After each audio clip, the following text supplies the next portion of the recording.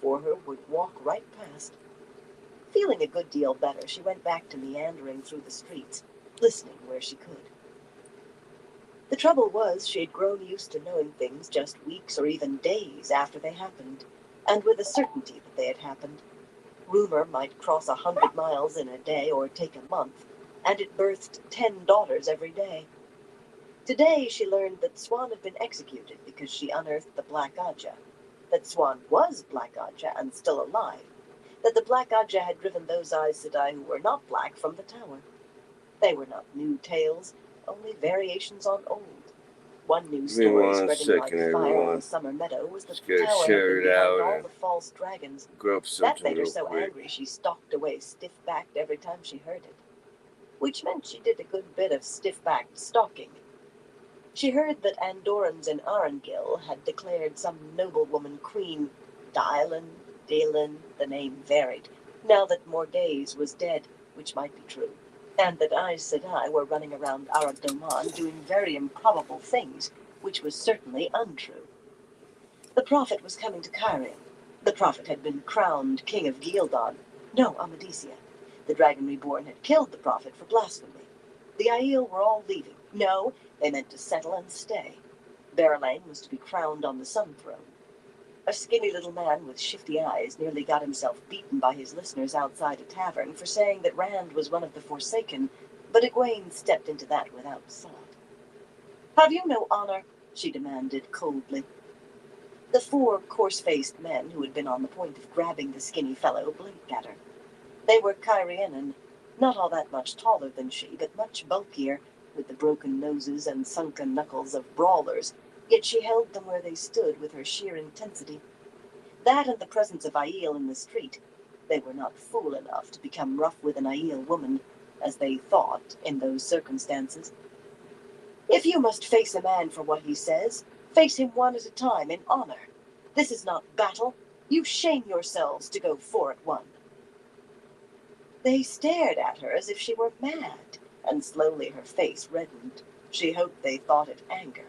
Not how dare you pick on someone weaker, but how dare you not let him fight you one by one. She had just lectured them as if they followed Ji-Ito. Of course, if they did, there would have been no need to lecture. One of the men ducked his head in a sort of half-bow. His nose was not only crooked, the tip was missing. He is gone now. Mistress, can we go too?" It was true. The skinny man had used her interference to vanish. She felt a flash of contempt. Running because he feared to face four. How could he bear the shame? Like she was doing it again. She opened her mouth to say that of course they could, and nothing came out. They took her silence for assent, or maybe excuse, and hurried away, but she barely noticed them go. She was too busy staring at the back of a mounted party making its way up the street. She did not recognize the dozen or so green-cloaked soldiers forcing a path through the crowd, but who they escorted was a different matter. She could only see the backs of the women, 5 or 6, she thought, between the soldiers, just parts of their backs. But that was more than enough, much more. The women wore light dust cloaks, pale linen in shades of brown, and Egwene found herself staring right at what seemed to be a pure white disk embroidered on the back of one of those cloaks. Only the stitching picked out the white flame of Tar Valon from the border signifying the white Ajah. She caught a glimpse of green, of red. Red. 5 or 6 Aes Sedai riding toward the royal palace, where a copy of the dragon banner waved fitfully atop a stepped tower alongside one of Rand's crimson flags, bearing the ancient Aes Sedai symbol. Some called that the dragon banner, and others Althor's banner, or even the Aiel banner, and a dozen other names besides. Wriggling through the crowd, she followed them maybe 20 paces, then stopped. A red sister, at least one red that she had seen, had to mean this was the long-expected embassy from the tower, the one Elida had written would escort Rand to Tar Valon. More than 2 months since that letter arrived by a hard-riding courier, this party must have left not long behind. They would not find Rand, not unless he had slipped in unannounced. She had decided that he had somehow rediscovered the talent called traveling. but that put her no closer to knowing how it was done. Yet whether they found Rand or not, they must not find Egwene. The best she could expect was to be hauled up short as an accepted out of the tower with no full sister to oversee her, and that could be expected only if Elaida really was not hunting for her. Even then they would haul her back to Tar Valon and Elaida. She had no illusions that she could resist 5 or 6 Aes Sedai. With a last look after the receding Aes Sedai, she gathered her skirts and began to run, dodging between people, sometimes caroming off them, ducking under the noses of teams pulling wagons or carriages. Angered shouts followed her. When she at last dashed through one of the tall, square-arched city gates, the hot wind hit her in the face. Unhindered by buildings, it carried sheets of dust that made her cough, but she kept running, all the way back to the Wise One's low tents. To her surprise, a sleek gray mare, saddle and bridle worked and fringed with gold, stood outside Amis's tent, in the charge of a Gaishine who kept his eyes down, except when patting the spirited animal. Ducking inside, she found the rider, Verlaine, sipping tea with Amis and Bear and Cerilia, all stretched out on bright tasseled cushions. A white-robed woman, Rodera, knelt to one side, meekly waiting to refill cups. "There are Aes Sedai in the city," Egwene said as soon as she was inside, heading towards the Sun Palace. "It must be Elida's embassy to Rand." Verlaine rose gracefully. Egwene had to admit, if grudgingly, that the woman was graceful. And her riding dress was decently cut, for even she was not fool enough to go riding in the sun in her usual garb. The others rose with her. "I must return to the palace, it seems," she sighed. "The light knows how they will feel about no one there to greet them. Amis, if you know where Ruark is, could you send a message for him to meet me?" Amis nodded, but Cerilia said, "You should not depend on Ruark so much, girl. Rand al'Thor gave Cairhien to you to tend. Let most men have a finger, and they will have the whole hand before you know. Let a clan chief have a finger, and he will have the entire arm." "It is true," Amis murmured. "Ruark is the shade of my heart, but it is true." Pulling slim riding gloves from behind her belt, Verlaine began tugging them on. "He reminds me of my father. Too much so, sometimes." For an instant she grimaced ruefully. "But he gives very good advice, and he knows when to loom and how much. I think even Aes Sedai must be impressed by Ruark staring at them." Amis laughed in her throat. "He is impressive. I will send him to you." She kissed Verlaine lightly on the forehead and each cheek. Egwene stared. That was how a mother kissed her son or daughter. What was going on between Verlaine and the Wise Ones? She could not ask, of course. Such a question would be shaming to her and to the Wise Ones, to Verlaine too, though Verlaine would not know it, and Egwene would not mind shaming Verlaine until her hair fell out. As Verlaine turned to leave the tent, Egwene put a hand on the woman's arm. "They must be handled carefully. They'll not be friendly toward Rand, but the wrong words, a wrong move, could make them open enemies." That was true enough, but not what she needed to say. She would rather have her tongue torn out than ask a favor of Verlaine. "I have dealt with Aes Sedai before, Egwene Sedai," the other woman said dryly. Egwene refrained from drawing a deep breath. It had to be done, but she would not let this woman see how hard it was. "Elaida means no good to Rand, no more than a weasel means to a chicken, and these Aes Sedai are Elaida's. If they learn of an Aes Sedai on Rand's side here where they can reach her, they might just disappear one day soon after." Looking into Verlaine's unreadable face, she could not make herself say more. After a long moment, Verlaine smiled. "Egwene Sedai, I will do whatever I can for Rand." Both smile and tone of voice insinuated. "Girl," Cerilia said sharply, and for a wonder spots of color bloomed in Verlaine's cheeks.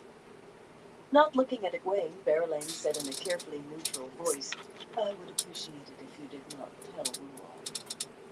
In fact, she was not looking at anyone, but she tried to ignore Egwene's presence. "We will not," Amis put in quickly, leaving Cerilia with her mouth open. "We will not."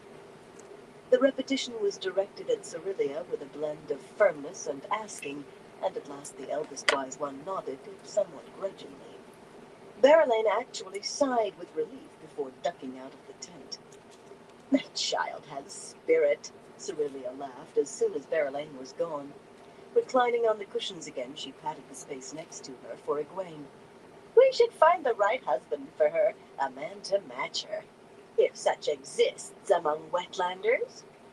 Wiping her hands and face with the damp cloth Rodera brought, Egwene wondered whether that was enough opening to ask about Berelaine in good honor. She accepted a teacup of green seafolk porcelain and took her place in the circle of wise ones. If one of the others responded to Cerylea, that might be enough. Are you certain these Aes Sedai mean harm to the Caracarn? Amis asked instead. Egwene colored, thinking about gossip when there were important matters to attend. Yes, she replied quickly, then more slowly, at least, I don't know that they mean to harm him exactly. Not intentionally, anyway. Elida's letter had mentioned all the honor and respect he deserved. How much did a former Red Sister think any man who could channel deserved? But I don't doubt they will want to control him somehow, make him do what Elida wants. They aren't his friends. How much were the Salidar Aes Sedai his friends? Like she needed to talk with Nynaeve and Elaine. And they will not care that he is the Caracarn, Cerylea grunted sourly. You believe they will try to harm you? Bear asked, and Egwene nodded. If they discover I'm here, she tried to cover a shiver by sipping her mint tea. Whether as a handle on Rand or as an unsupervised accepted, they would do their best to haul her back to the tower. They'll not leave me free if they can help it. Elida will not want Rand listening to anyone but her. Bear and Amis exchanged grim looks. Then the answer is simple. Cerylea sounded as if it had all been decided. You will stay among the tents, and they will not find you. Wise ones avoid Aes Sedai in any case. If you remain with us a few more years, we will make a fine wise one of you. Egwene almost dropped her cup. You flatter me, she said carefully. But sooner or later I will have to go. Cerylea did not look convinced. Egwene had learned to hold her own with Amis and Bear after a fashion. But Cerylea, not soon, I think, Bear told her with a smile to take the sting out. You have much to learn yet. Yes, and eager to get back to it, Amis added. Egwene struggled not to blush, and Amis frowned. You look odd. Did you overuse yourself this morning? I was sure you had recovered enough. I have, Egwene said hastily. Truly, I have. I haven't had a headache in days. It was the dust running back here, and the crowd in the city was more than I remembered, and I was so excited I didn't breakfast very well. Cerylea motioned to Rodera. Bring some honey bread if there is any, and cheese, and any fruit you can find. She poked Egwene in the ribs. A woman should have some flesh to her. That from a woman who looked as if she'd been left in the sun till most of her flesh had dried away. Egwene did not really mind eating. She had been too excited to eat this morning, but Cerylea watched every bite go down, and her scrutiny made swallowing a little difficult. That and the fact that they wanted to discuss what to do about the Aes Sedai. If the Aes Sedai were hostile to Rand, they would have to be watched, and a way found to safeguard him. Even Cerylea was a bit edgy about the possibility that they might be putting themselves against Aes Sedai directly. Not afraid. It was going against custom that made them uneasy. But whatever was necessary to protect the Caracarn had to be done. For Egwene's part, she worried that they might turn Cerylea's suggestion that she remain among the tents into a command. There would be no way to evade that one. No way to avoid 50 eyes except by staying inside her own tent. How did Rand travel? The wise ones would do whatever was necessary so long as it did not touch Ji-Eton. Wise ones might interpret it differently here and there, but they held to their interpretation as tightly as any other Aiel. Light Rodera was Shido, one of thousands captured in the battle that drove the Shido away from the city, but the wise ones treated her no differently than any other Guy Shine, and as far as Egwene could see, Rodera behaved no differently than any other Guy Shine, not in the slightest. They would not go against Ji-Eton, no matter how necessary it might be. Fortunately, the subject did not come up. Unfortunately, the question of her health did. The wise ones did not know healing or how to check someone's health with the power. Instead, they tested with their own methods. Some seemed familiar from when she had studied under Nynaeve to become a wisdom, peering into her eyes, listening to her heart through a hollow wooden tube. Some were distinctly Aiel. She touched her toes until she felt dizzy, jumped up and down in one place until she thought her eyes would bounce out of her head, and ran around the wise one's tents until spots swam before her. Then had water poured over her head by a Gaishine, drank as much as she could hold, gathered up her skirts, and ran some more. Aiel were great believers in hardiness. Had she been a step too slow, had she staggered to a halt before Anise said she could, they would have decided her health was not sufficiently recovered after all. When Cerylea finally nodded and said, "You are as sound as a maiden, girl," Egwene was swaying and gulping for air. A maiden would not have been, she was sure. Still, she felt pride. She had never thought of herself as soft, but she knew very well that before she began living with the Aiel, she would have fallen on her face halfway through the test. Another year, she thought, and I will run as well as any Far Dar Aismai. On the other hand, she was hardly up to returning to the city. She joined the wise ones in their sweat tent. For once they did not make her pour water over the hot rocks. Rodera did that, luxuriating in the damp heat as it relaxed her muscles. She only left because Ruark and two other clan chiefs, Timolan of the Miagoma and Ingirian of the Kodara, joined them. Tall, massive, graying men with hard, sober faces. That sent her diving out of the tent to hastily wrap her shawl around her.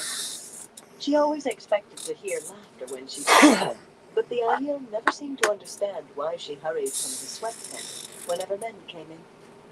It would have fit right into Aiel humor if they had, but luckily they just did not make the connection, for which she was very glad. Gathering the rest of her clothes in her arms from the neat piles outside the sweat tent, she hurried back to her own. The sun was sitting low now, and after a light meal she was ready to fall asleep. Too tired to even think of Teleran Rio. Too tired to remember most of her dreams. That was something the world didn't teach her. But most of those she did remember were about Gawain. Chapter 25. Like Lightning and Rain. For some reason, when Coenda came to wake her in the grey before dawn, Egwene felt refreshed despite her dreams.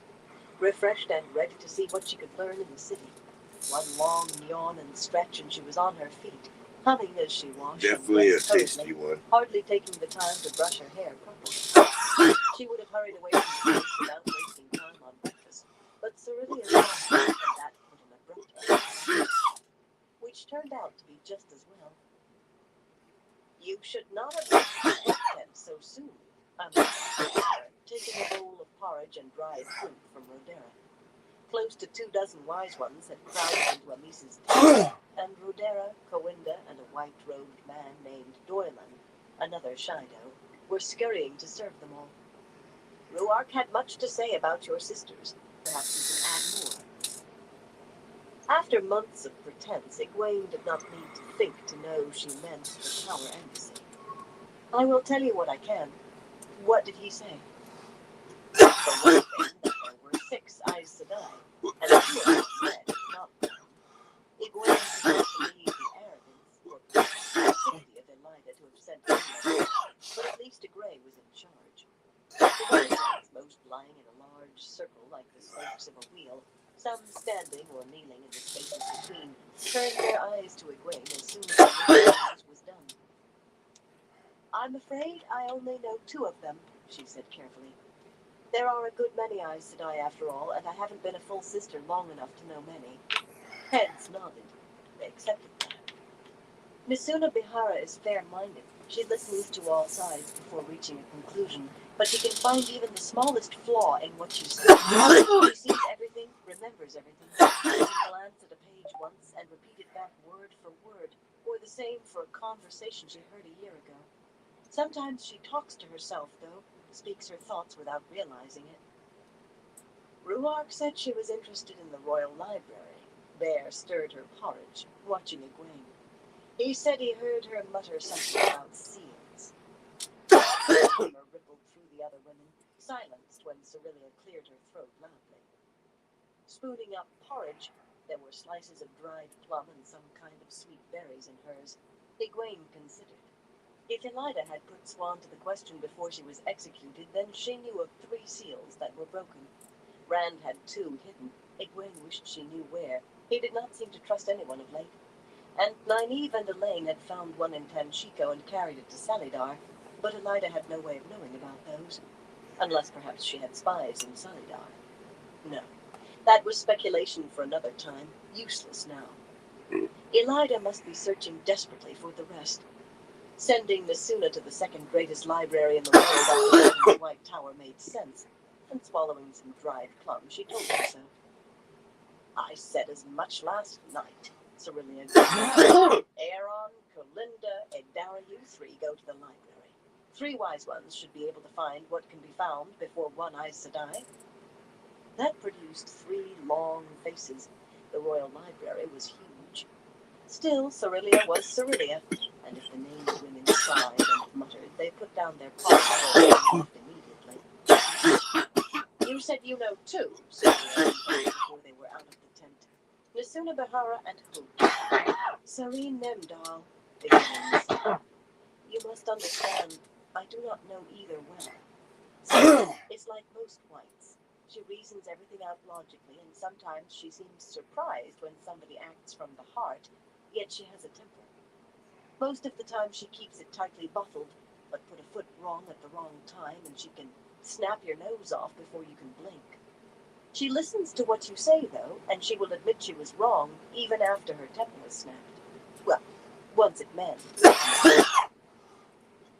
Putting a spoonful of berries and porridge into her mouth, she tried to study the wise ones without seeming to. No one appeared to have noticed her hesitation. She'd almost said Sareen would send you to scrub floors before you could blink. The only way she knew either woman was from lessons as a novice. Nasuna, a slender Kandori with bird-like eyes, could tell when someone's attention drifted even with her back turned. She had taught several classes Egwene had been in. Egwene had only heard 2 lectures by Sareen on the nature of reality, but it was hard to forget a woman who told you with absolute seriousness that beauty and ugliness were equally illusion, power in a face that would make any man look twice. I hope you can remember more, leaning toward her on an elbow. It seems you are our only source of information. That did take a moment for Egwene to puzzle out. Yes, of course. Bear and Anu tried to look into the Aes Sedai's dreams, but Aes Sedai warded them. It was a skill she regretted mastering herself before leaving the tower. If I can, where are their rooms in the palace? If she was going to go near Rand the next time he came, it would help if she did not blunder into their apartments trying to find her way. Especially Nasuna's. Sareen might not remember one particular novice, but Nasuna most certainly would. For that matter, one of those she did not know might. There'd been a lot of talk between Alvear when she was in the tower. They declined Berelane's offer to stay, even for one night. Anise frowned. Among Aiel, an offer of hospitality was always accepted. To refuse, even between blood enemies, was shaming. They stay with a woman named Arilyn, a noble among the Tree Killers. Ruark believes that Coirin's Saildane knew this Arilyn before yesterday. One of Coirin's spies, Egwene said with certainty. Or one of the Grey Ajas. Several wise ones smiled angrily under their breath.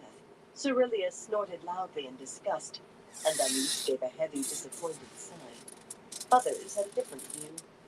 Corelna, a green-eyed hawk of a woman with gray heavy in her flaxen hair, shook her head doubtfully, while Tialan, a lean redhead with a sharp nose, looked at Egwene in open disbelief. Spying violated Ji'ito, though how that squared with the dreamwalkers peeking into people's dreams whenever they liked, was something Egwene had not worked out. There was no use pointing out that Aes Sedai did not follow Ji'ito. They knew that. They just found it hard to really believe or understand about Aes Sedai or anyone. Whatever they thought, she would have wagered anything on being right. Galdrian, the last king of Cairhien, had had an Aes Sedai advisor before he was assassinated. Nianda Morwyn had been all but invisible even before she disappeared, following Galdrian's death. But what Egwene had learned was that she had occasionally visited the country estates of Lady Arillin. Nianda was a Grey. They have apparently placed 100 guards under that roof, Bear said after a time. Her voice became very bland. They say the city is still unsettled, but I think they fear the Aiel. Disturbingly interested looks appeared on a number of faces. 100? Egwene exclaimed. They brought 100 men? Amis shook her head. More like 500. Timolan's scouts found most of them camped less than half a day north of the city. Luark spoke of it, and Coiran Saildane said the men were a guard of honor, but they left most outside the city so as not to alarm us. They think they will escort the Caracal to Tar Valon. Cerilia's voice could have cracked stone, and her expression made her tone seem soft. Egwene had not kept back the contents of Elida's letter to Rand. The wise ones liked it less every time they heard it. Rand is not fool enough to accept that offer, Egwene said, but her mind was not on that. 500 men could be a guard of honor. Elida might well think the Dragon Reborn would expect something like that, even be flattered. A number of suggestions occurred to her, but she had to be careful. The wrong word might make Amis and Bear, or worse, Cerilia, dodging Cerilia trying to climb out of a briar patch, give her commands that she could not obey, and still do what only she could, or would at least.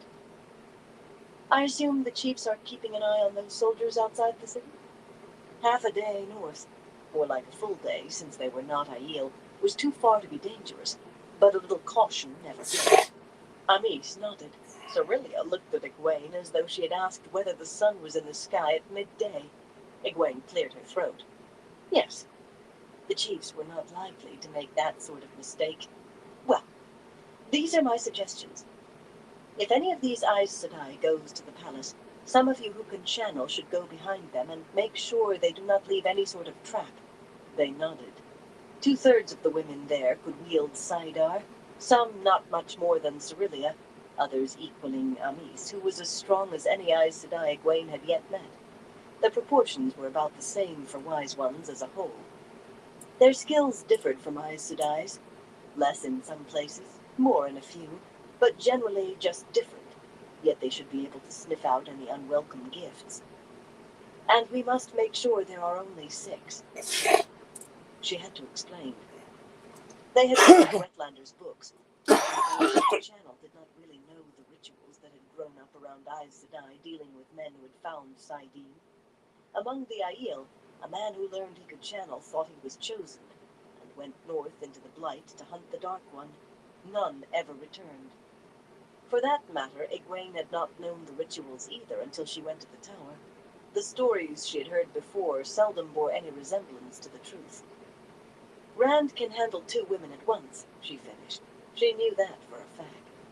He might even be able to handle 6, but if there are more than they've put themselves forward to be, then it is proof they have lied at the least, even if just by leaving something out. She almost winced at their frowns. If you lied, you incurred toke toward whoever you lied to, but in her case it was necessary. It was. The rest of breakfast was taken up with the wise ones deciding who would go through the palace today and which chiefs could be trusted with choosing men and maidens to watch for more Aes Sedai. Some might be reluctant to put themselves against Aes Sedai in any way. The wise ones did not say that right out, but it was clear enough from what they did say, often sourly. Others might think any threat to the Caracal, even from Aes Sedai, could best be handled by the spear. A few of the wise ones seemed to have moved toward that opinion too. Cerilia stepped heavily on more than one oblique suggestion that the difficulty would be solved if the Aes Sedai were simply no longer there. In the end, Ruark and Mandalane of the Darine were the only 2 they could agree on. Make sure they don't choose any Siswai Aman, Egwene said. Those would certainly resort to the spear at the slightest hint of a threat. The remark got her a great many stares, ranging from flat to wry. None of the wise ones were fools. One thing troubled her.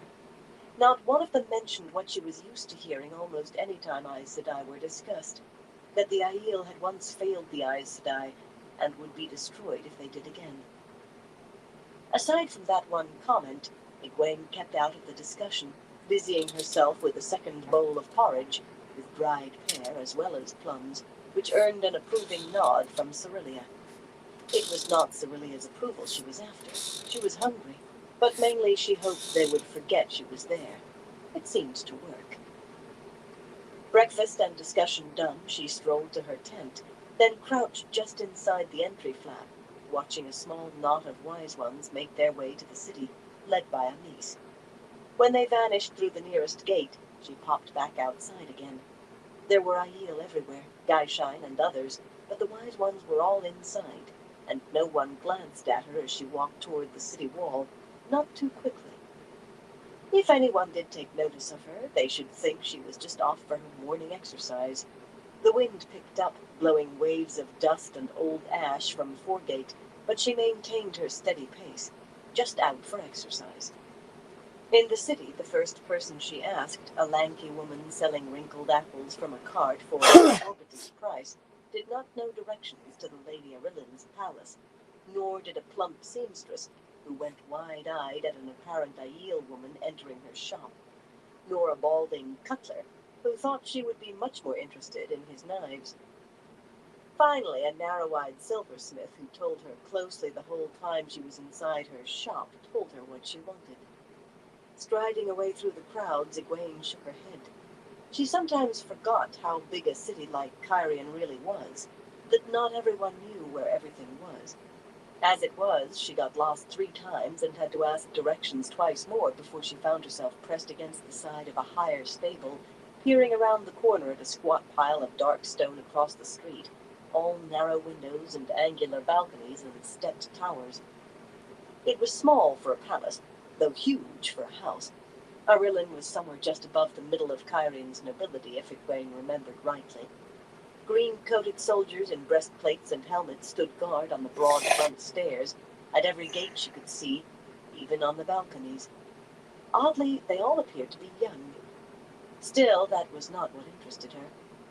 Women were channeling inside that building, and for her to feel it from down the street, for her to feel it so solidly, they were not handling small quantities of saidar. The amount lessened suddenly, but it was still significant. She chewed at her lip. She could not tell what they were doing, not without seeing the flows, but by the same token they had to see the flows to weave them. Even if they were at a window, any flows directed out of the mansion that she could not see would have to be aimed south, away from the Sun Palace, away from everything. What were they doing? One set of gates swung open long enough to admit a matched team of 6 bays drawing a closed black carriage with a sigil lacquered on its door, 2 silver stars on a field of red and green stripes. It worked northward through the crowd, the liveried driver plying a long whip as much to make people move aside as to encourage the horses. The Lady Arillin going somewhere? Or some of the embassy? Well, she had not come here just to stare. Edging back so only one eye peeked around the corner, just enough to see the great house, she drew a small red stone from her belt pouch, took a deep breath, and began to channel. If one of them was looking out on this side, she would be able to see the flows, but not Egwene. It had to be risked.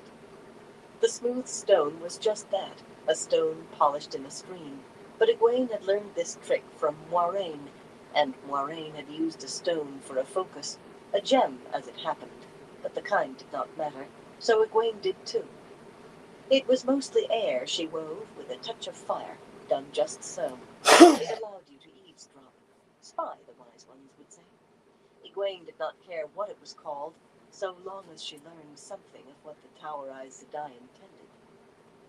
Her weave touched a window opening carefully, oh, so delicately, then another and another.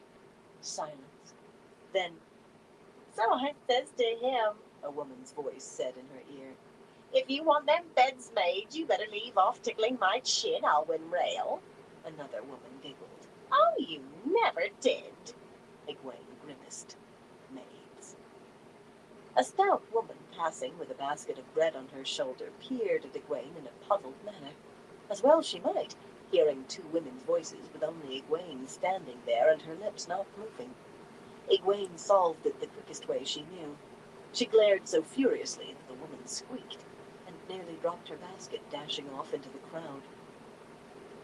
Reluctantly, Egwene lowered the strength of her weave. She might not be able to hear as well, but better that than attracting gawkers. As it was, enough people glanced at her, an Aiel woman pressing herself against a wall, though no one more than hesitated before moving on. No one wanted trouble with Aiel. She put them out of her mind. Window by window she moved the weave, sweating furiously, and not only because of the already rising heat. Just one Aes Sedai glimpsing her flows, even if she did not recognize what they were, would know someone was channeling at them. They would have to suspect the purpose. Egwene inched back, leaving only half an eye showing. Silence. Silence. A rustle of some sort. Someone moving. Slippers on a carpet. No words, though. Silence. A man muttering, apparently emptying chamber pots and not at all pleased. Ears hot, she hurried on. Silence. Silence. Silence. Really believe this is necessary? Even in a whisper, as it seemed, the woman's voice sounded rich and full of herself. We must be prepared for any eventuality, Coiron, another woman replied in a voice like an iron rod. I heard an arresting rumor. A door closed firmly, cutting off the rest. Egwene slumped against the stable's stone wall. She could have screamed with frustration. The Grey sister who was in charge, and the other had to be one of the Aes Sedai, or she would never have spoken so to Coiron. None better to say what she wanted to hear, and they had to walk away. What arresting rumor? What eventualities? How did they mean to prepare? The channeling inside the manor changed again, increasing. What were they up to? Drawing a deep breath, she began again, doggedly. As the sun climbed higher, she heard a great many usually unidentifiable noises, and a good bit of servants' gossip and chatter. Somebody named Sari was going to have another baby, and the Aes Sedai were to have wine from Arendrim, wherever that was, with their midday meal. The most interesting news was that Arillin had indeed been in that carriage, off to meet her husband in the country. For all the good knowing that did, a whole morning wasted. The front doors of the mansion swung wide, liveried servants bowing. The soldiers did not stiffen, but they did look more attentive. Nisuna Bihara walked out, followed by a tall young man who seemed to have been carved from a boulder. Egwene released her weave hastily, released Saidar, and took a deep, calming breath. This was no time to panic. Nisuna and her warder conferred, then the dark-haired brown sister peered down the street, first one way, then the other. She was definitely looking for something. Egwene decided that perhaps it was a good time to panic after all. Pulling herself back slowly so as not to draw Nisuna's sharp eye, she whipped around as soon as she was out of the woman's sight, gathered her skirts, and ran, bulling her way into the crowd. For all of 3 strides she ran. Then she struck a stone wall, bounced off, and sat down in the street so hard that she bounced again on the hot paving blocks. Dazed, she stared up, becoming more dazed by the heartbeat. The stone wall was going, staring down at her, looking as stunned as she. His eyes were the most brilliant blue, and those red gold curls. She wanted to wrap those around her fingers again. She felt her face going scarlet. You never did that, she thought firmly. It was only a dream. Did I hurt you? He said anxiously, beginning to kneel beside her. She scrambled to her feet, dusting herself off hurriedly. If she could have had a wish granted right then, it would be never to blush again. Already they had attracted a ring of onlookers. Wrapping an arm in his, she drew him down the street the way she had been going. A glance over her shoulder revealed only the milling throng. Even if Nisuna came to that very corner, she would see nothing more. Still, Egwene did not slow. The crowd gave way for an Aiel woman and a man tall enough to be Aiel, even if he did wear a sword. The way he moved said he knew how to use it. He moved like a warder. After a dozen paces, she reluctantly unwound her arm from his. He caught her hand before it got away, though, and she let him hold it as they walked. I suppose, he mused after a bit, that I am to ignore the fact that you are dressed like an Aiel. The last I heard, you were in England, and I suppose I'm dependent on you running away from a palace where Six Eyes Sedai are staying. Same behavior, fully accepted. I've never been in Ilion, she said, hastily looking around to see if any Aiel were close enough to have heard. Several glanced in her direction, but none were in earshot. Suddenly, what he had said hit her. She took in his green coat, the same shade as those on the soldiers. You're with them. The Tower Eyes Sedai. Light. She was a fool not to have realized as soon as she saw him. His face. It had been very hard for an instant. I command the guard of honor the Eyes Sedai have brought to escort the Dragon Reborn to Tar Valon. His voice was a curious blend, wryness and anger and weariness. If he chooses to go, at least. And if he was here. I understand he appears and disappears. Coiron is vexed. Egwene's heart was in her throat. I must ask you a favor, Gawain. Anything except these, he said simply. I will not harm Elaine or Andor, and I will not become Dragonsworn. Anything else in my power is yours. Heads turned toward them. Any mention of Dragonsworn caught ears. 4 hard-faced men with wagon drivers' whips coiled over their shoulders glared at Gawain, cracking their knuckles the way some men did before fighting. Gawain only looked at them. They were not small men, but their belligerence faded under his gaze. 2 actually knuckled their foreheads to him before they all slipped away into the river of people. But there were still too many staring, too many trying to look as if they were not listening. Dressed as she was, she attracted eyes without saying a word.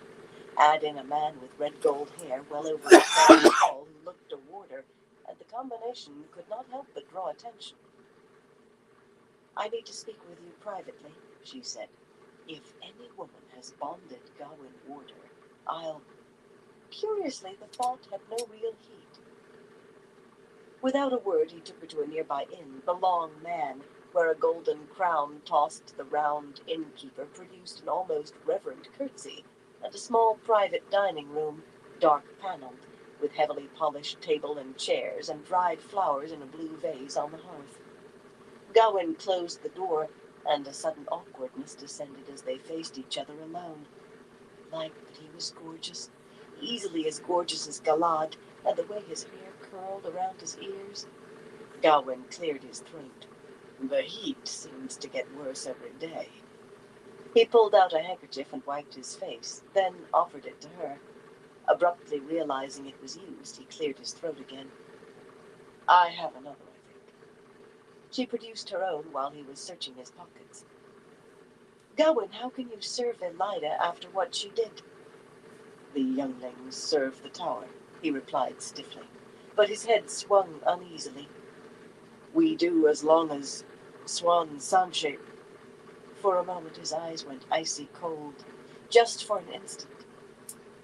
Egwene, my mother always used to say, even a queen must obey the law she makes or there is no law. He shook his head angrily. I shouldn't be surprised to find you here. I should have known you would be where Althor is. Why do you hate him? That had been hate in his voice, or she had never heard it. Gawain, he really is the Dragon Reborn. You must have heard what happened in Tyr. I do not care if he is the creator made flesh, he grated. Althor killed my mother. Egwene's eyes nearly popped out of her head. Gawain, no! No, he did not. Can you swear it? Were you there when she died? It's on every tongue. The Dragon Reborn took Caemlyn and killed Morghese. He probably killed Elaine, too. I can find no word of her. All the anger drained out of him. He slumped where he stood, head falling forward, fists clenched and eyes closed. I can find out nothing, he whispered. Elaine is unharmed. Egwene said, surprised to find herself right in front of him. She reached up and surprised herself again by running her fingers into his hair as she raised his head. It felt just as she remembered. Her hands flashed back as if burned. She was sure she would flush so crimson her face would ignite, except color stained Gawain's cheeks. Of course. He remembered too, though only as his own dream. That truly should have set her face afire, but somehow it did the opposite. Gawain's blush steadied her nerves, even made her want to smile. Elaine is safe, Gawain. I can swear to that. Where is she? His voice was anguished. Where has she been? Her place is in Caemlyn now. Well, not Caitlin. Not so long as Althor might be there. But in Andor. Where is she, Egwene? I cannot tell you. I can't, Gawain. He studied her, face expressionless, then sighed. You are more Aes Sedai every time I see you. His laugh sounded forced. Do you know I used to think about being your warder? How is that for foolish? You will be my warder. She had not realized the words were coming out of her mouth until they did, but once they did, she knew they were true. That dream. Gawain kneeling for her to hold his head. It could have meant 100 things or nothing, but she knew. He grinned at her. The idiot thought she was joking. Not me, surely. Galad, I think, though you'll have to beat away other Aes Sedai with a stick. Aes Sedai, serving girls, queens, chambermaids, merchants, farm wives. I've seen them all look at him. Don't bother claiming you don't think he's... The simplest way to silence that nonsense was to put a hand over his mouth. I do not love Galad. I love you. The man still tried to pretend it was a jest, smiling against her fingers. I cannot be a warder. I'm to be Elaine's first prince of the sword. If the Queen of Andor can be Aes Sedai, a prince can be a warder. And you will be mine. Push that through your thick skull. I am serious. And I love you. He stared at her. At least he was not smiling anymore. But he said nothing, just stared. She took her hand away. Well, aren't you going to say anything? When you wish for so long that you could hear something, he said slowly. And then, suddenly, with no warning, you do. It is like a lightning strike and rain on parched ground at the same time. You're stunned, but you cannot hear enough. I love you, I love you, I love you, she told him, smiling. Well? For answer, he picked her up and kissed her. It was every bit as good as the dreams. It was better. It was... When he finally set her down, she clung to his arms. Her knees did not seem to be working properly. My lady, I yield Egwene Aes Sedai, he said. I love you, and I cannot wait for you to bond me. Shedding mock formality, he added in a softer tone, I love you, Egwene Al'Thir. You said you wanted a favor. What? The moon on a necklace? I'll set a goldsmith to work within the hour. Stars to wear in your hair? I will. Don't tell Coirin or the others that I am here. Don't mention me to them at all. She expected some hesitation, but he simply said, they'll not learn of you from me, or from anyone else, can I help it? He paused for a moment, then took her by the shoulders. Egwene, I will not ask why you're here. No, just listen. I know Siuan mired you in her schemes, and I understand that you feel loyalty to a man from your own village. That doesn't matter. You should be in the White Tower studying. I remember them all saying you were going to be a powerful Aes Sedai one day.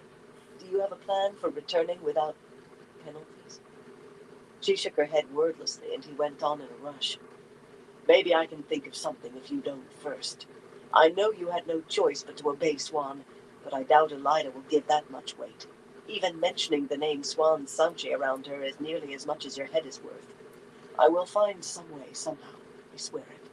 But promise me that until I do, you will not do anything foolish.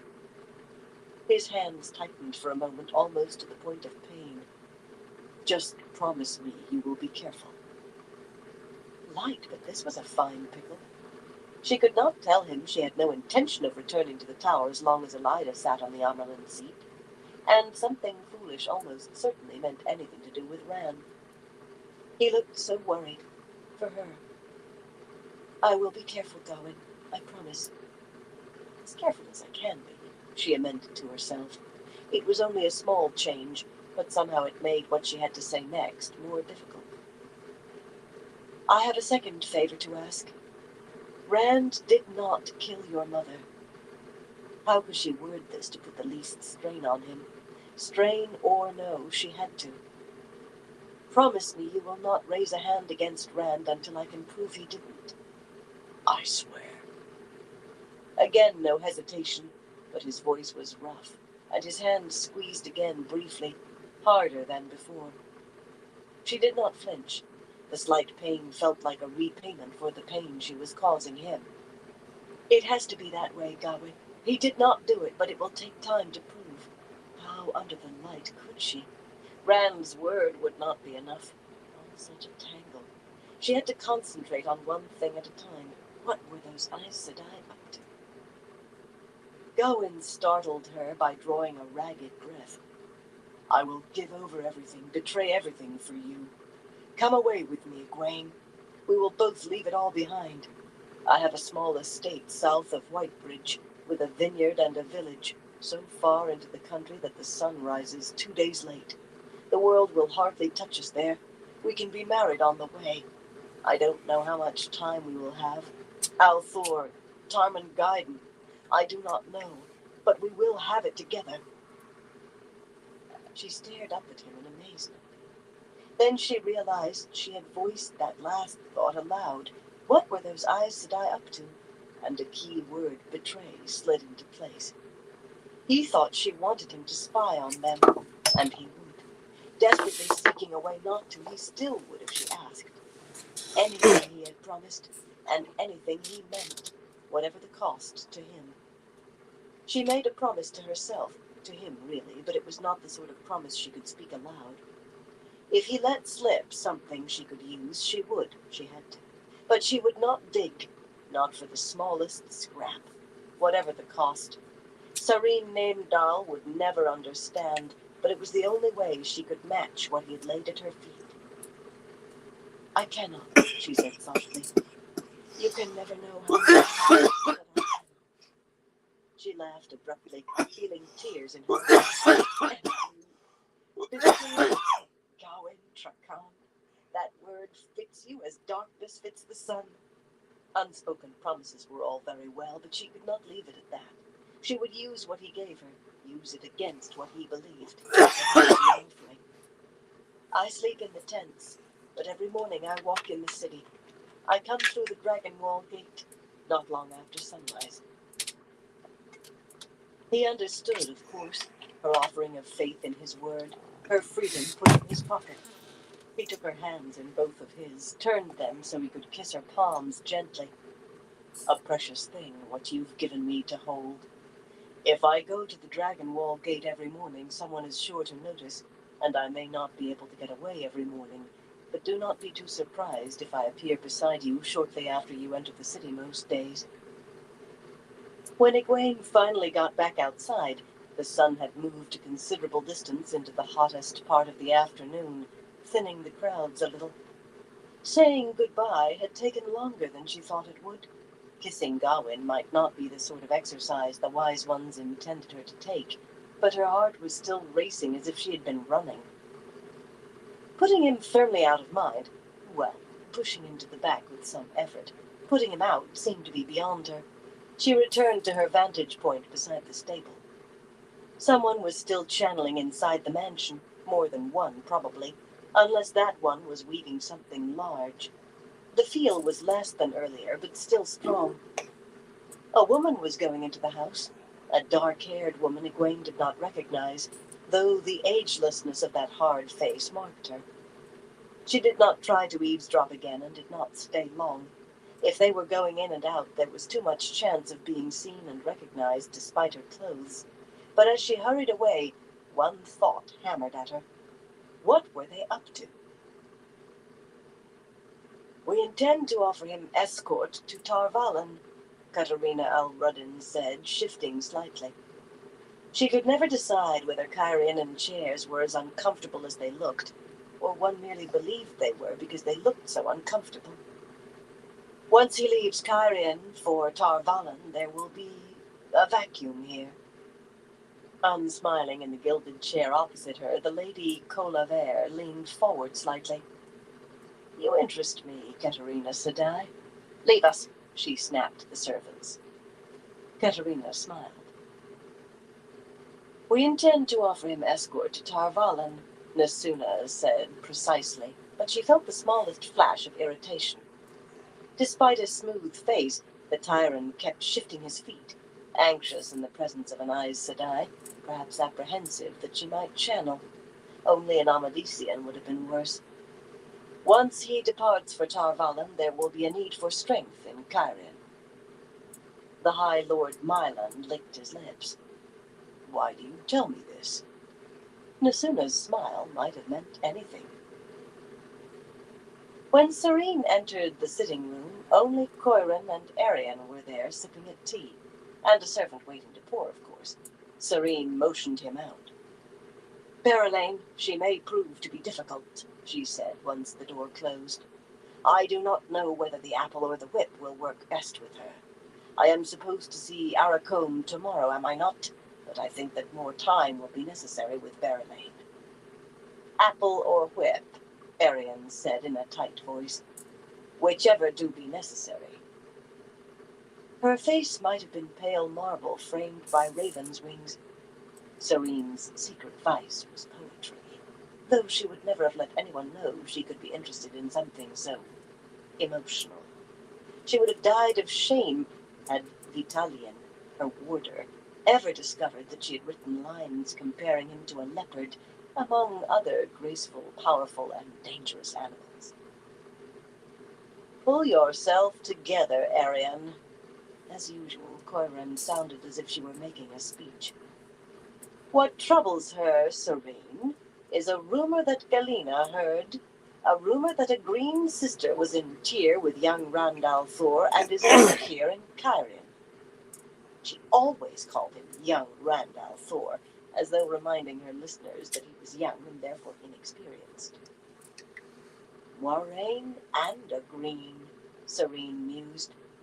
That could indeed indicate trouble. Elida insisted that Moiraine and Swan had acted alone in letting al'Thor run without guidance, but if even one additional Aes Sedai was involved, it might mean others had been as well, and that was a string that might lead all the way to some, perhaps many, of those who had fled the tower when Swan was deposed. Still, it is only the rumor. Perhaps not, Galina said as she slipped into the chamber. Have you not heard? Someone channeled at us this morning. For what purpose I cannot say, but we can imagine very closely, I believe. The beads worked in Sarene's tiny dark braids made clicking noises as she shook her head. It is not the proof of a green Galina. It is not even the proof of an Aes Sedai. I have heard the tales that some Aiel women can channel, these wise women. It could be some poor wretch who was put out of the tower for failing the test as accepted. Galina smiled, a sliver of teeth in night-eyed sternness. I think it is proof of Moiraine. I have heard she had a trick of eavesdropping, and I do not believe this story of her so conveniently dead with no corpse seen and no one able to tell details. That bothered Sarene as well, partly because she had liked Moiraine. They had been friends as novices and accepted, though Moiraine was a year ahead, and that friendship had continued over their few meetings in the years since, and partly because it was too vague and too convenient, Moiraine dying, vanishing really, when an arrest warrant hung over her. Moiraine might well be capable of faking her own death under those circumstances. So you believe we have both Moiraine and a green sister whose name we do not know to deal with? It is still only the speculation, Galina. Galina's smile did not change, but her eyes glittered. She was too hard for logic. She believed what she believed, whatever the evidence. Yet Sarene had always believed great fires roared somewhere in Galina's depths. What I believe, Galina said, is that Moiraine is the so-called Green. What better way to hide from arrests than to die and reappear as someone else of another Ajah? I have even heard that this Green is short. We all know Moiraine is far from a tall woman. Arian had sat up stony straight, her brown eyes large, smoldering coals of outrage. When we lay hands on this Green sister, Galina told her, I propose that we give her into your charge for the journey back to the tower. Arian nodded sharply, but the heat did not fade from her eyes. Serene felt stunned. Moiraine? Claim another Ajah than her own? Surely not. Serene had never married. It was illogical to believe two people could remain compatible for a lifetime, but the only thing she could compare that to was sleeping with another woman's husband. But it was the charge that stunned her, not the possibility that it might be true. She was about to point out that there were many short women in the world, and that shortness was relative, when Coiron spoke in that billowing voice. Serene, you must take your turn again. We must be prepared, whatever happens. I do not like it, Arian said firmly. It does be like preparing for failure. It is only logical, Serene told her. Dividing time into the smallest possible increments, it is impossible to say with any true certainty what will happen between now and the next. Since chasing Althor to Camelin might mean we would arrive to find that he has come here, we remain here with as much certainty as we can have that he will eventually return, yet that could be tomorrow or a month from now.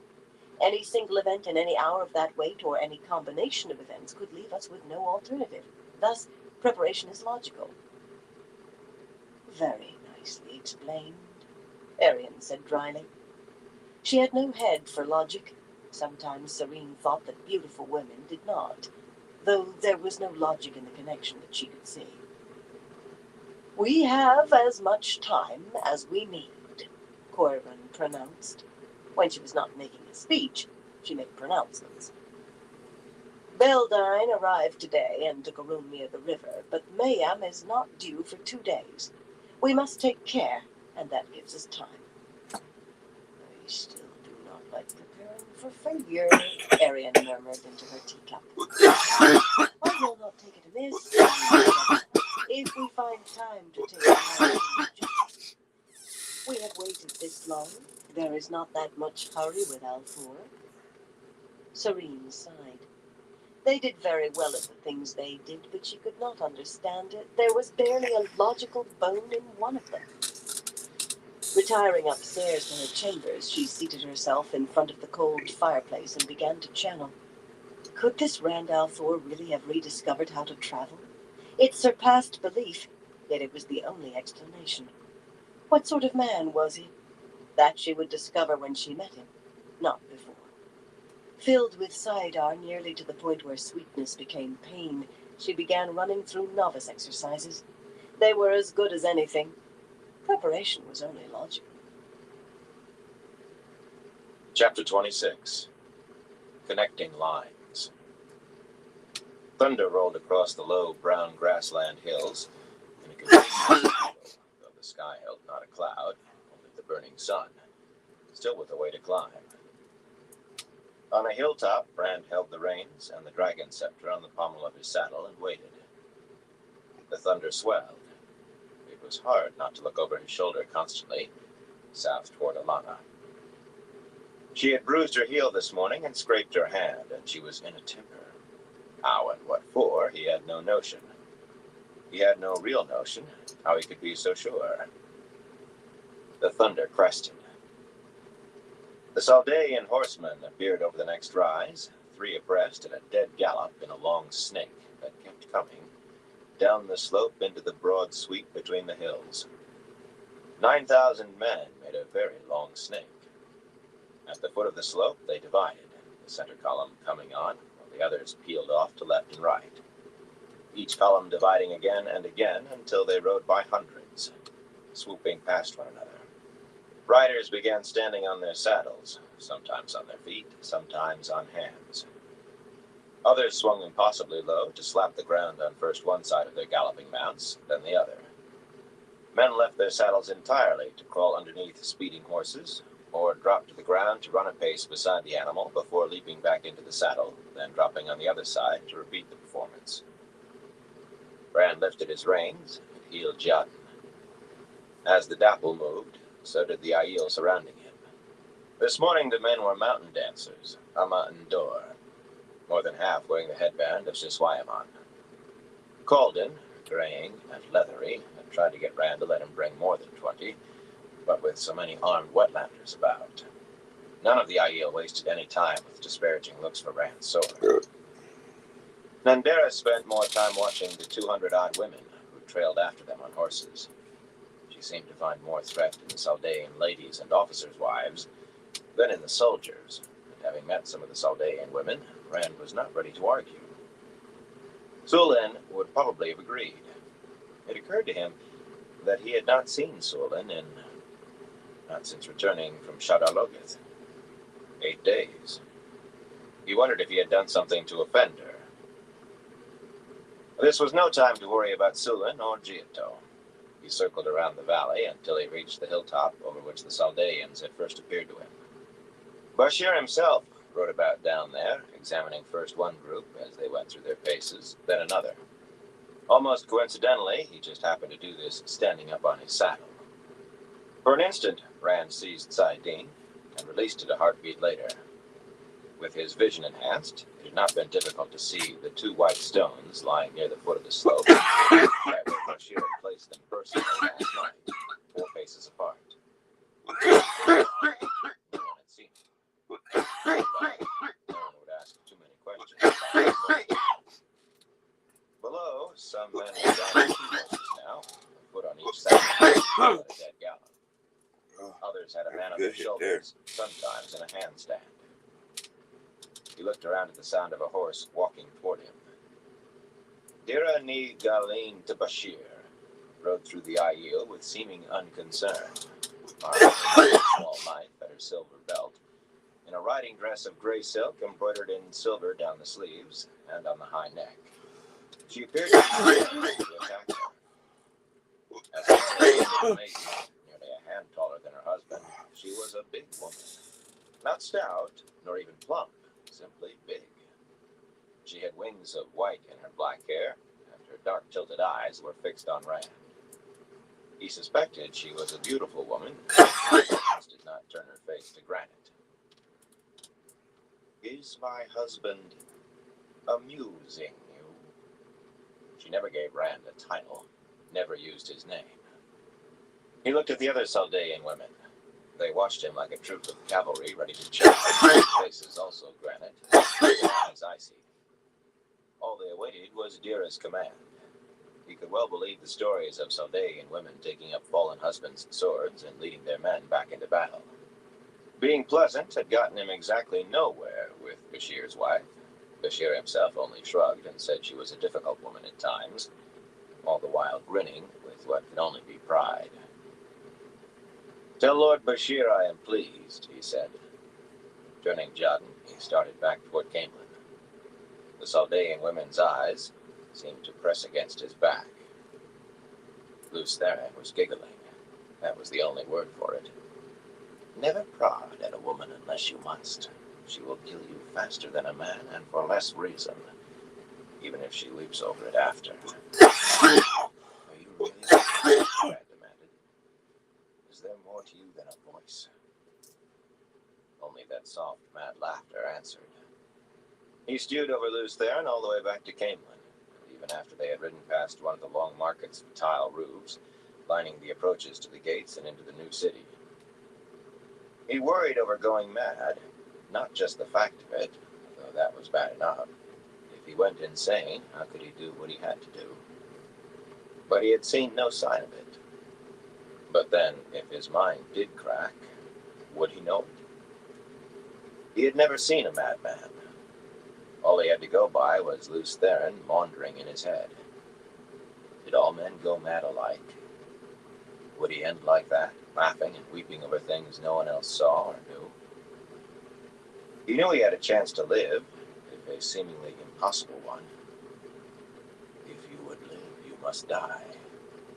that was one of three things he knew must be true, told to him inside a Tirangreal, the answers were always true, if apparently never easy to understand. But to live like that, he was not sure he would not rather die. The crowds in the new city gave way before more than 40 Aiel, and a handful recognized the Dragon Reborn as well.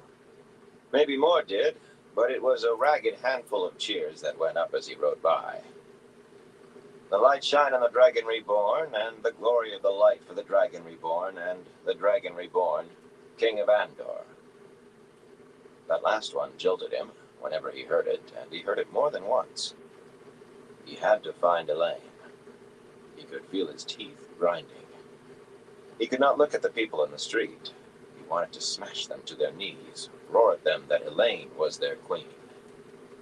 Trying not to hear, he studied the sky, the rooftops, anything but the crowd. And that was why he saw the man in a white cloak rise up on a red-tiled rooftop and lift a crossbow. Everything happened in heartbeats. Rand seized Saidin and channeled as the bolt flew toward him. It struck air, a silvery blue mass hanging above the street, with a clang of metal against metal. A ball of fire leaped from Rand's hand and struck the crossbowman in the chest as the bolt was bouncing away from the shield of air. Flames engulfed the man, and he fell shrieking from the rooftop. And someone leaped into Rand, carrying him out of the saddle. He hit the paving stones hard, with a weight atop him. Breath and Saidin left him together. Struggling for air, he wrestled with the weight, wrenched it off, and found himself holding Desora by the arms. She smiled at him, a beautiful smile. Then her head slumped sideways. Sightless blue eyes stared at him, already glazing. The crossbow bolt, standing out from her ribs, pressed against his wrist. Why had she ever wanted to hide such a beautiful smile? Hands seized him and hauled him to his feet. Maidens and mountain dancers pushed him to the side of the street, close against the front of a tinsmith's shop, and formed a tight, veiled circle around him, horn bows in hand, eyes searching street and rooftops. Shouts and screams rang everywhere, but the street was already clear for better than 50 paces either way. And then it was a milling mass of people struggling to get away. The street was clear except for bodies. Desora and 6 others, 3 of them Aiel.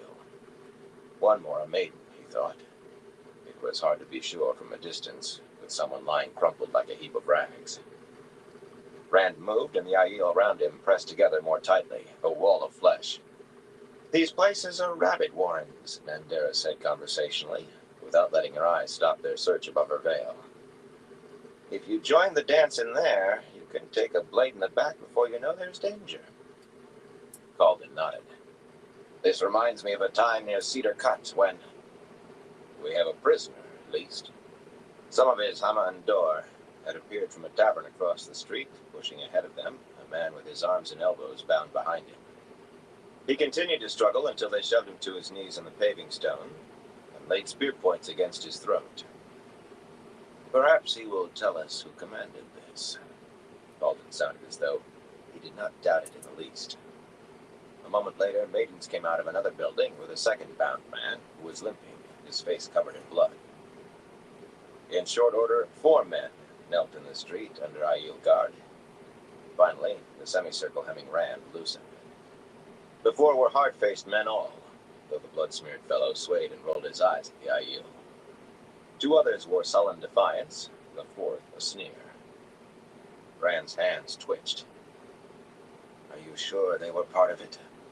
He could not believe how soft his voice sounded, how steady. Balefire would solve everything. "Not Balefire," Lews Therin panted at him. "Never again." "Are you sure?" "They were," the maiden said. He could not see behind her veil. "Those we killed all wore this." She tugged a cloak free from behind the bloodied man's bound arms. A worn white cloak, grimy and stained, with a golden sunburst embroidered on the chest.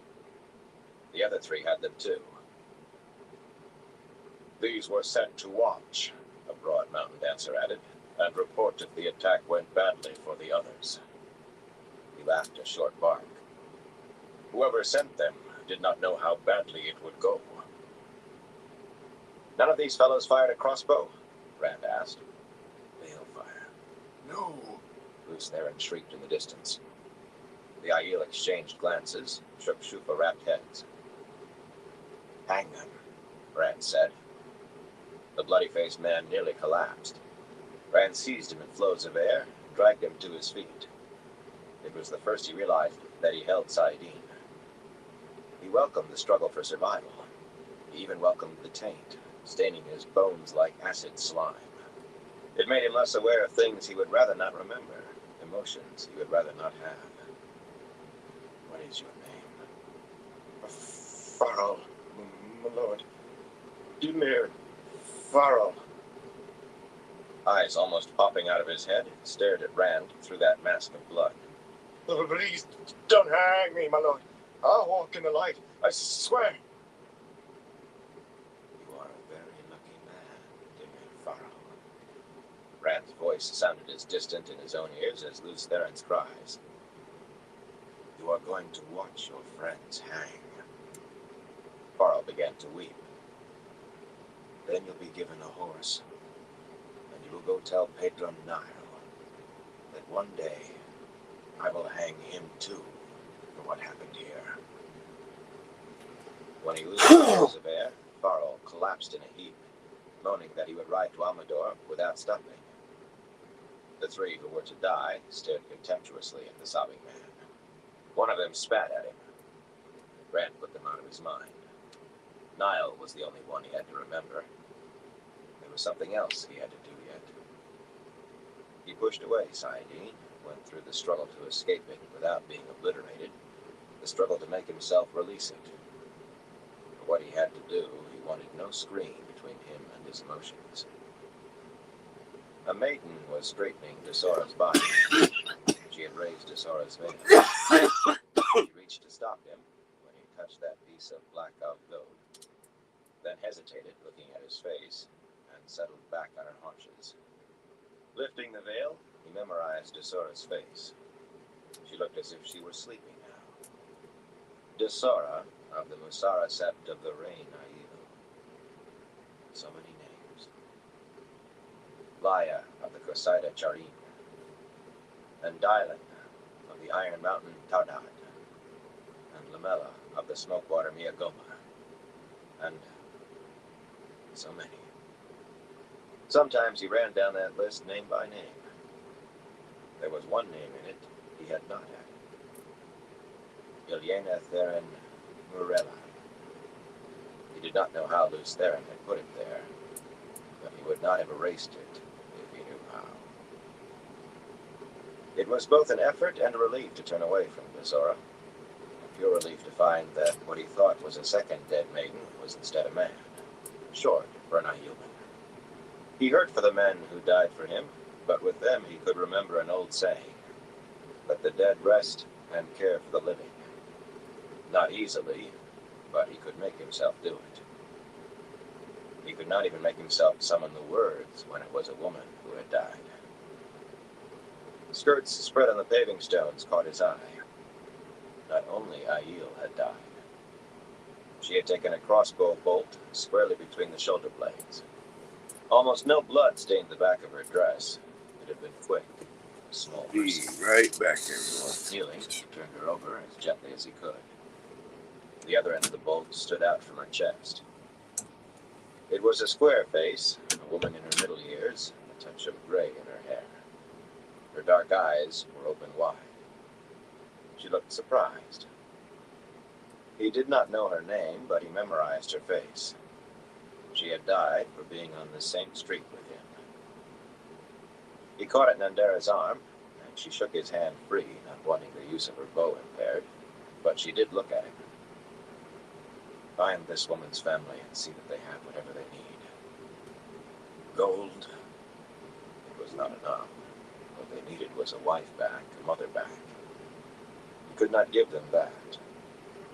See to them, he said, and find out her name. Nandera stretched a hand toward him, then put it back to her bow. When he stood, The maidens were watching him. Oh, they were watching everything as usual, but those veiled faces turned toward him a little more often. Sulan knew how he felt if she did not know about the list, but he had no idea whether she had told the others. If she had, he had no idea how they felt about it. Walking back to where he had fallen, he picked up the tasseled dragon scepter. Bending was an effort, and the short length of spear felt heavy. Jadden had not gone far once his saddle was empty. The horse was well trained. Rand climbed onto the dapple's back. "I've done as much as I can here," he said. Let them think whatever they wanted. And dug at his heels. If he could not outdistance memory, he outdistanced the Aiel. For a time, at least. He handed Jadden over to a stableman and was inside the palace before Nandera and Caldin caught up to him, with about two-thirds the number of maidens and mountain dancers they had had. Some had been left to care for the dead. Caldin looked sourly irritated from the heat in Nandera's eyes, and thought he should be glad she was not veiled. Before she could speak, Mistress Harfor approached Rand and curtsied deeply. "My Lord Dragon," she said in a deep, strong voice, "there is a petition for audience with you from the Wave Mistress of Clan Katalar of the Athan Mier." If the fine cut of Rena's red and white dress was not enough to say that First Maid was a misnomer, her manner certainly was. A slightly plump woman with graying hair and a long chin, she looked Rand right in the eye, tilting her head back to manage it, and somehow combined a proper degree of deference, an utter lack of obsequiousness, and an aloofness most noble women could not attain. Like Halwyn Nori, she had stayed when most others fled, though Rand half suspected that her motive had been to defend and preserve the palace from invaders. He would not have been surprised to learn that she periodically searched his chambers for hidden palace valuables. He would not have been surprised to learn she tried to search the Aiel. "Sea folk," he said. "What do they want?" He gave him a patient look, trying to make allowances. Very plainly tried. "The petition does not say, my Lord Dragon." If Moraine had known anything about the sea folk, she had not made it part of his education. But from Rena's attitude, this woman was important. A wave mistress certainly sounded important. That would mean the Grand Hall. He had not been there since returning from Pyrian. Not that he had any reason to avoid the throne room. There just had been no need to go there. "This afternoon," he said slowly. "Tell her I will see her in the mid-afternoon. You've given her good apartments and her retinue?" He doubted anyone with so grand a title traveled alone. "She refused them. They have taken rooms at the Ball and Hoop." Her mouth flattened slightly. Apparently, however lofty a wave mistress, that was not proper in Rena Harfor's eyes. "They were very dusty and travel-sore, hardly able to stand. They came by horse, not coach, and I do not believe they are..." She blinked as if surprised to have unbent that much, and regained her reserve like donning a cloak. "Someone else wishes to see you, my Lord Dragon." Her tone picked up the faintest hint of distaste. "The Lady Elenia." Rand almost grimaced himself. No doubt Elenia had another lecture prepared on her claims to the Lion Throne. So far, he had managed not to hear more than one word in three. She would be easy enough to turn down. Still, he really should know something of Andor's history, and no one handy knew more of it than Elenia Sarek. "Send her to me in my rooms, please." "Do you really mean the daughter heir to have the throne?" Rena's tone was not harsh. Definitely was. Her face had not changed, yet Rand was sure that with a moment she would shout, "For Elaine and the White Lion," and try to bash his brains in. Aiel or no Aiel. He sighed. "The Lion Throne is Elaine's. By the light in my hope of rebirth and salvation," he said. Rena studied him a moment, then spread her skirts in another deep stretch. I will send her to you, my Lord Dragon. Back was stiff as she glided away. Always was. I don't know whether she believed a word. A crafty enemy, Baldwin said heatedly before Rena had gone 5 paces, will set a weak ambush you are meant to break through. Confident because you have dealt with the threat, your guard relaxed, you walk into the second, stronger ambush. Right on top of Golden, and Derek spoke in a cold voice. Young men can be impetuous. Young men can be rash. Young men can be fools. But the Kara Khan cannot let himself be a young man. Rand glanced over his shoulder before starting off, just long enough to say, we're back inside the palace now. Choose your two. He was a little surprised that Nandera and Baldwin chose themselves, and did all that they strode after him, wrapped in a hard silence. At the door to his apartment, he told them to send Elenia in when she came, and left them in the corridor. There was plum punch in a silver chased pitcher waiting, but he did not touch it. Instead, he stood staring at it, trying to plan out what he was going to say, until he realized what he was doing and grunted in surprise. What was there to plan? A tap at the door announced honey-haired Elenia, who swept a curtsy in a dress worked with golden roses. On any other woman, I thought they were just roses. They had to stand for the rose crown. My Lord Dragon is most gracious to receive. I want to ask you some things about Andor's history, Rand said. Will you take plum punch? Elenia's eyes widened in delight before she could stop them. Undoubtedly, she had planned how to work Rand around to this in order to lead into her claims, and here it was handed to her. A smile bloomed on her fox-like face. May I have the honor, Lord Dragon? She said, not waiting for him to wave his assent. She was so pleased with the turn of events that he almost expected her to press him into a chair, urging him to what history may I shed light? A general sort of frown. That would give the excuse to be listing her ancestry in detail inside of 2 sentences. That is, how Sauron Maravale came to bring his wife here. Was he from Camelot? Ishara brought him, my Lord Dragon. Elenia's smile turned briefly indulgent. Ishara's mother was Indara Kasalain, who was Utter Hawkwing's governor here then, when the province was called Andor, and also the daughter of Joal Ramadar, the last king of Aldershire. Sauron was only a general. She had been going to say a commoner. He would have wagered on it. Though Hawkwing's finest, of course. Endara resigned her warrant and knelt to Ishara as queen. Somehow Rand did not believe it had happened quite that way, or so smoothly. They were the worst of the wars, quite as bad as the Troy Wars, I'm sure. With Hawkwing dead, every noble thought to become High King or High Queen. Ishara knew that no one would be able to take it all, though. There were too many factions, and alliances broke as soon as made.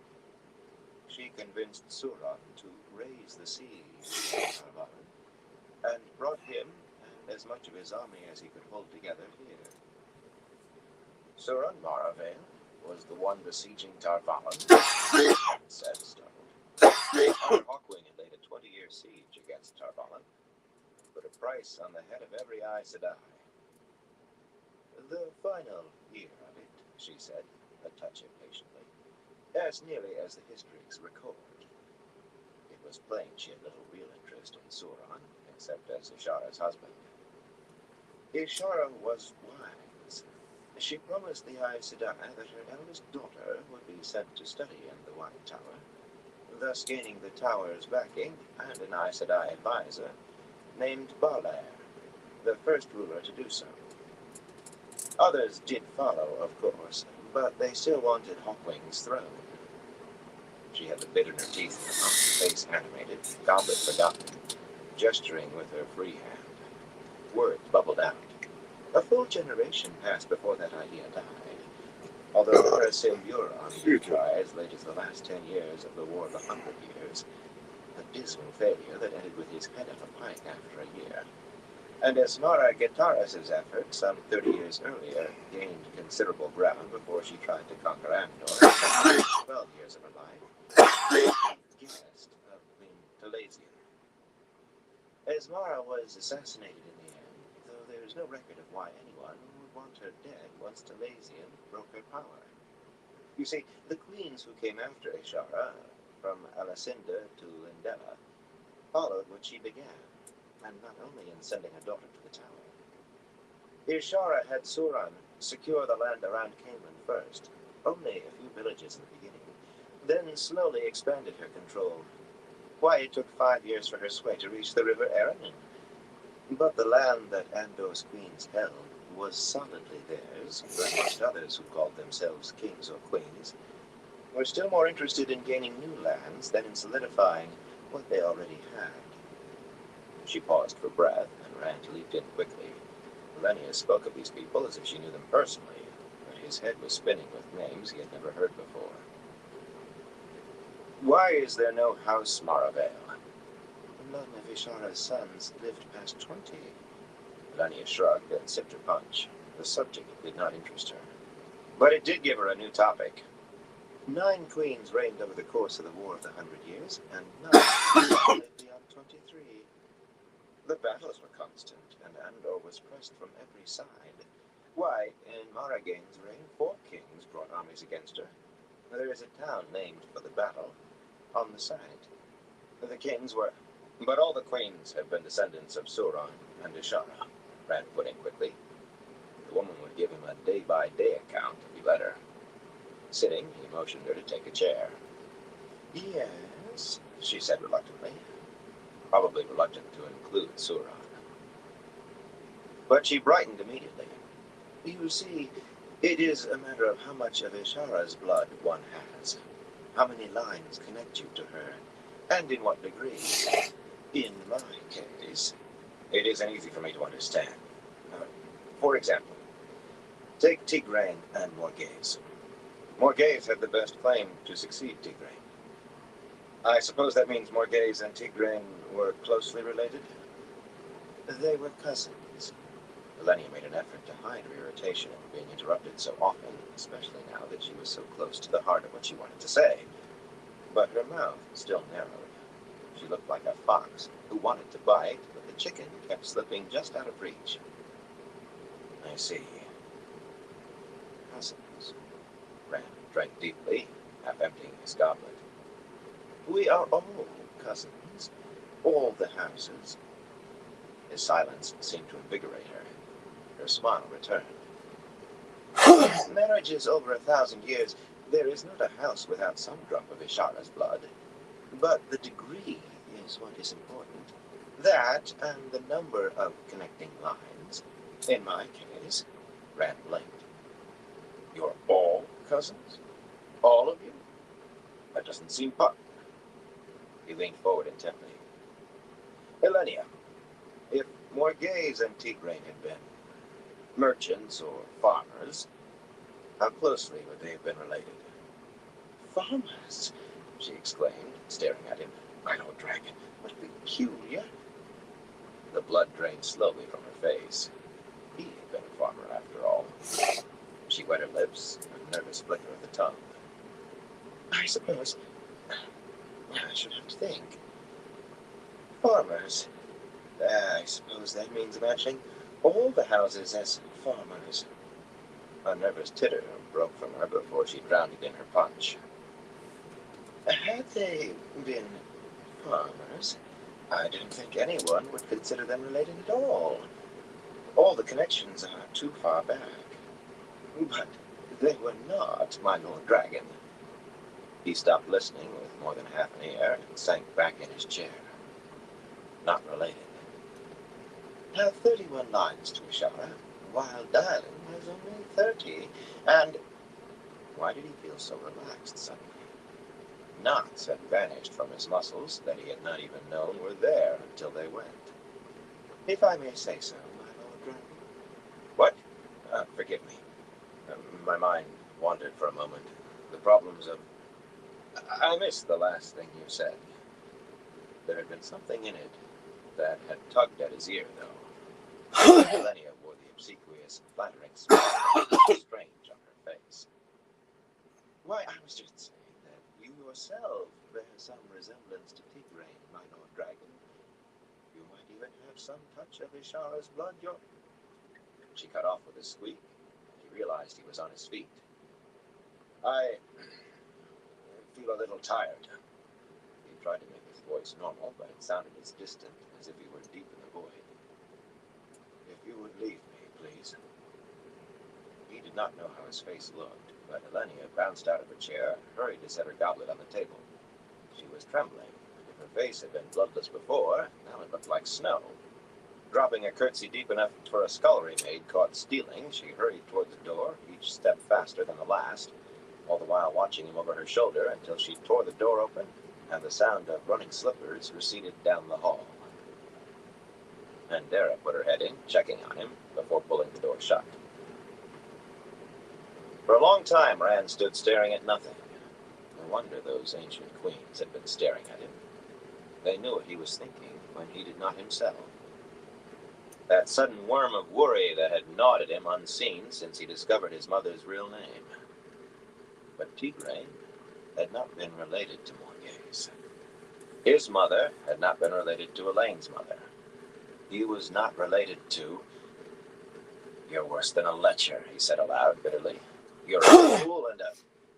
He wished Lews Therin would speak so he could say to himself, that is a madman. I am sane. Was it those dead rulers of Andor he felt staring at him, or was it Alana? Striding to the door, he jerked it open. Andera and Calden were sitting on their heels beneath a tapestry of brightly colored birds. Assemble your people, he told them. I'm going to Cairhien. Please don't tell Aviendha. Chapter 27. Gifts. Walking back out to the great sprawl. Alright, everyone. I'm probably going to call in to this live for tonight. I want to think everyone stops by. Everyone keeps stopping by. But definitely appreciate all y'all's support. Y'all stay safe out there.